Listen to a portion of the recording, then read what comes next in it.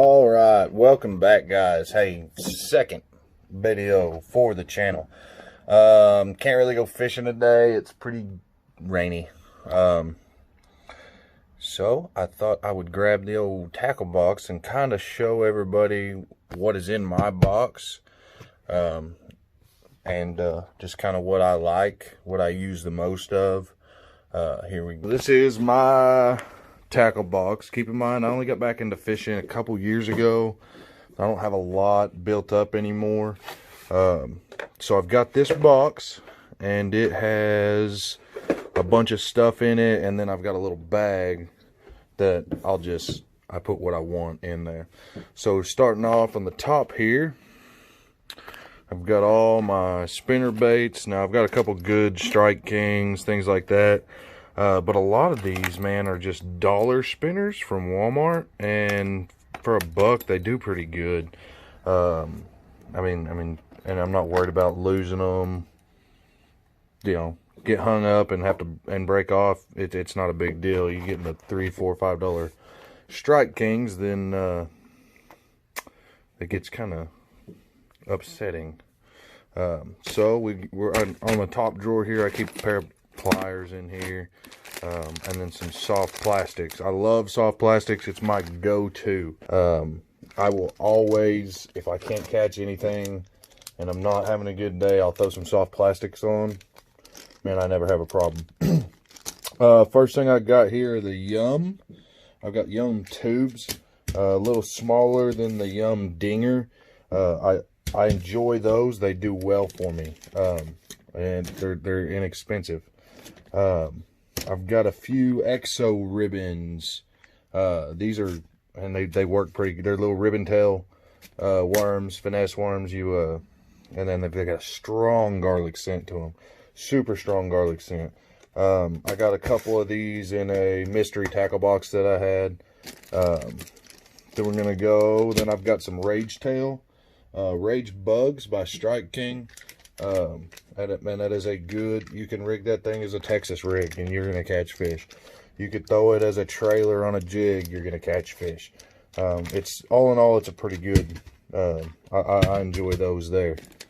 I've got these missile baits. It is another bug style, bait, and this is the first time I've had them. I haven't had good luck with them. Got a whole pack, so hopefully I can figure out what they're good for and where I can use them. Or of course, if any of you guys know what they're good for and where I can use them, let me know, man, because I'm always trying to learn more. And these two here, I've got Yum Dingers on the bottom and a little Yum tube, depending on what I'm doing. These little Yum tubes, easy to throw in your back pocket. Throw a couple hooks, a couple weights if you need them down in this little Ziploc bag. Take off walking around a pond. You've got extra tubes, you've got extra hooks. I really enjoy Yum baits. They're pretty good. This here dinger, I've got the watermelon seed, black flake, watermelon color.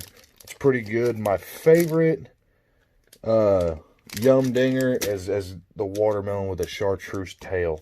Absolutely love it. I don't think I've ever thrown that thing out and it not catch fish. So I absolutely love those. So I've got those there. A couple that weren't in the box because I just picked them up. I've got my Guggen baits. If you haven't heard of this is a couple of theirs. I've got some Kraken craws and a Bandito bug. Man, these Bandito bugs, throw them things on a Texas rig, they catch fish all day long. The Kraken craws, I love these for trailers, for anything from a spinnerbait to a jig that you're going to flip or cast. Absolutely love Guggen baits. They smell great. They've got a lot of salt content. Of course, I've got a couple different colors. These are Alabama Craw. And then I've got the black blue flake right there. I probably did that a little fast. Someone's going to get car sick. And then I got Summer Craw. Summer Craw does good in the ponds around me. One thing I don't have right now is the Guggen bait lunker log. Guggen baits are a little expensive. for a pack, but man, they're worth it. And the lunker log, I absolutely love that. Throw that thing on a weightless Texas rig, the fish can't help but bite it. They can't help but bite it. So that's what's there. Got the front of my box here. Drop that down. These little boxes, I've got little jigs, stuff for when I'm working. I like to take my kayak to the river, using a little jig head and skirt or a worm on the end of that works out well for me. Got some finesse worms in a little thing there, so just some cheapo finesse worms that I didn't want to get rid of. And then I've got my 2 little things in here. These lure locks are good. I like them. They've got this rubber coating at the bottom. You can kind of just flip this up and they stay put. You don't lose them too much. I've got some baby 1 minuses. I've got a Pond Man. You can't catch anything except a baby 1 minus. Great little crankbait. So this is my little crankbait selection. I've got this mini hula popper, and I have not figured out how to get this stupid thing to work. It's so small and it's so light. It's hard to cast, but I don't even remember where I came up with it. Got me a little whomper plomper or a whopper plopper. These things are great top waters. Make good noise on top of that water. A couple lakes, I'll take my kayak out. Man, these things hammer them early in the morning.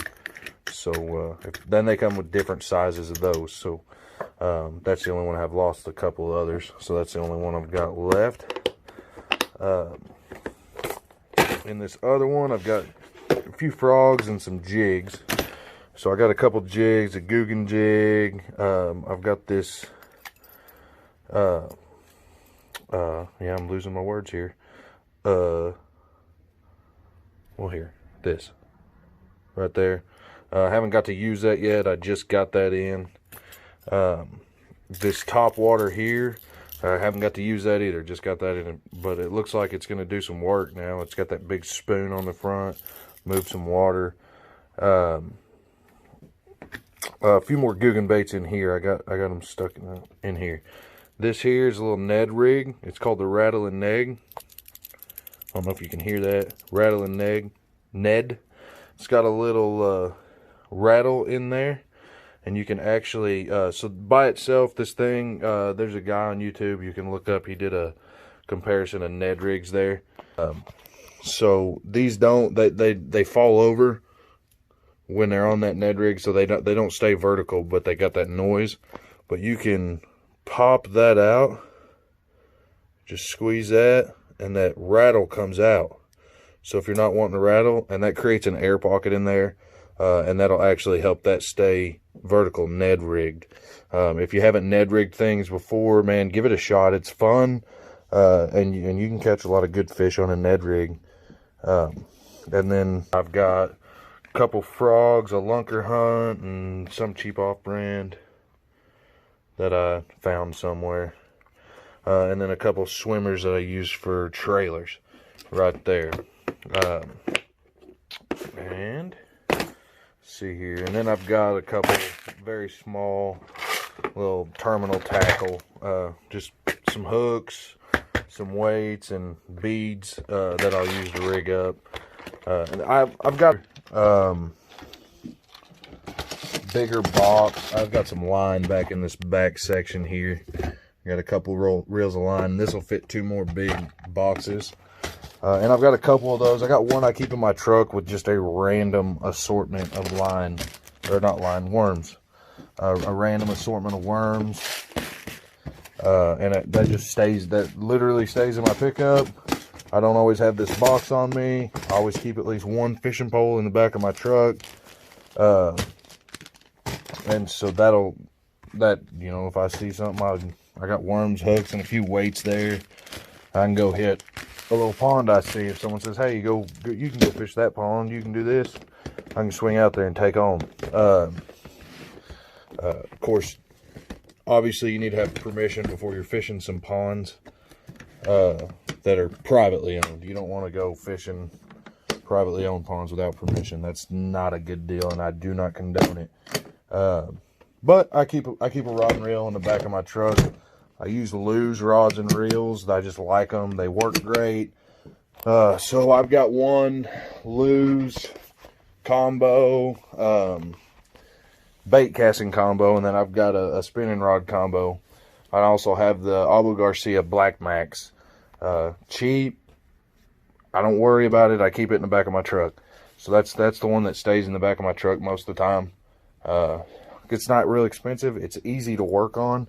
You can pull it apart, clean it, re-oil it really easy. So if it gets rained on, I'm not worried about it. And it was fairly cheap. So I always keep that in the back of my truck. So, and currently right now I'm at my shop. My store closed about 30 minutes ago. But FedEx is supposed to be delivering my very first monster bass box. I've done mystery Tacklebox. I enjoyed it. And then I saw this ad for a monster bass box, and they claim to be the best.